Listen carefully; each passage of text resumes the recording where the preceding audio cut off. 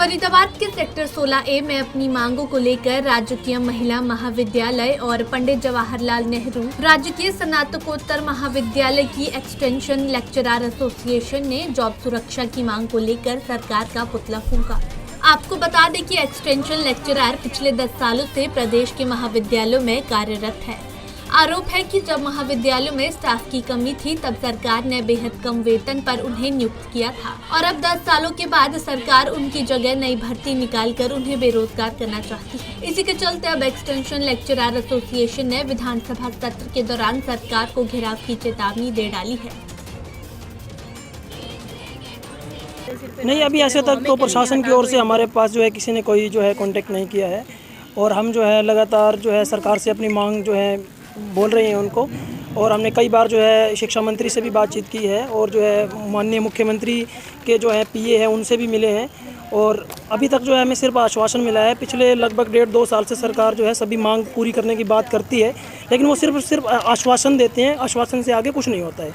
और हम जो है पिछले लगभग 1.5 महीने से जो है हमारा वहाँ पर पंचकुला में अनशन चल रहा है। अभी हमने कुछ दिन पहले जो है सीएम आवास का घेराव भी किया था, तो सीएम आवास के घेराव के दौरान भी जो है कोई भी प्रतिनिधि सरकार का नहीं आया है। तो अब हमारे कुछ साथी जो हैं पंचकुला में आमरण अनशन पर बैठे हैं, उनकी तबीयत भी काफ़ी ख़राब हो रही है और आज तक जो है सरकार की ओर से कोई भी नुमाइंदा उनके पास नहीं पहुंचा है, कोई हमारी बात नहीं सुनी जा रही है। तो हम सरकार को ये चेतावनी देते हैं कि अगर सरकार ने ये एक्सटेंशन लेक्चरर के प्रति कोई भी जो रुख अपनाया हुआ है, अगर इसने अपना बदलाव नहीं किया तो इसको भारी खामियाजा भुगतना पड़ेगा। हम 1 मार्च को जो है पूरे हरियाणा के जितने भी एक्सटेंशन लेक्चरर हैं तो वो जो है विधानसभा का घेराव करेंगे और इसकी चेतावनी हम पहले भी दे चुके हैं। और इस बार जो है हमने लगभग पूरे हरियाणा में जो है आंदोलन भी हो रहे हैं और सभी लोग जो हैं जिला उपायुक्त को ज्ञापन भी दे रहे हैं और इसकी हमारी तैयारियां चल रही हैं इस सरकार के लिए। और हमें आज बहुत हीन भावना आ रही है कि जहां हम बच्चों को प्रेरित करते हैं कि आप अपने राइट के लिए खड़े हो, वही काम आज हमें करना पड़ रहा है और सरकार की कान पर जूं तक नहीं रेंग रही है। हम लोग पीएचडी हैं, नेट क्वालिफाइड हैं, जो एक क्वालिफिकेशन एक प्रोफेसर के लिए चाहिए होता है, उसके बावजूद भी 10-12 साल से संघर्ष करने के बाद भी हम लोग यहाँ पर खड़े हैं। देखो जी, कहने की बात तो ये है कि आज इस सरकार की ये स्थिति है कि अब तक तो किसान बैठे, मजदूर बैठे, तो वो तो कह दी कि भाई ये आतंकवादी हैं, ये घर से फ्री हैं। लेकिन सबसे बड़ा दुर्भाग्य है कि जब देश का जो शिक्षक है, जो देश की भावी भविष्य की जो पीढ़ी है, आने वाली जो पीढ़ी है, उसका निर्माण करता है, अगर वो भी जाके आंदोलन कर रहे हैं, अनशन पर बैठ रहे हैं, तो इससे बुरी बात तो देश में कुछ हो ही नहीं सकती।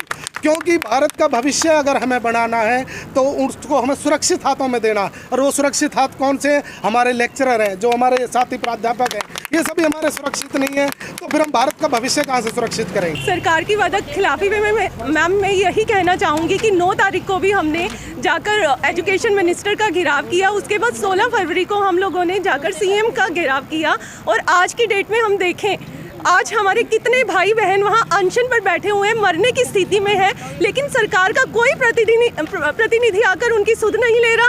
क्या यही सरकार का धर्म है अपनी जनता के प्रति? अब अगर सरकार ने कोई एक्शन नहीं लिया तो हम ये चेतावनी देते हैं कि 1 तारीख को हम पंचकुला का घेराव करेंगे। प्रदेश के महाविद्यालयों में करीब 2000 एक्सटेंशन लेक्चरर कार्यरत हैं, जिनमें 1300 के करीब महिला एक्सटेंशन लेक्चरर काम कर रही है। आरोप है कि जब प्रदेश सरकार ने गेस्ट टीचर को 58 साल तक रोजगार सुरक्षा प्रदान की है, तो फिर एक्सटेंशन लेक्चरर को जॉब सुरक्षा मुहैया करवाने में सरकार को क्या परेशानी है। फिलहाल एक्सटेंशन लेक्चरर ने प्रदर्शन कर सरकार को विधानसभा घेराव की चेतावनी दे डाली है। अब देखना होगा कि क्या सरकार इनकी मांगों की ओर ध्यान देती है या नहीं। पंजाब केसरी टीवी के लिए फरीदाबाद से सुधीर शर्मा की रिपोर्ट।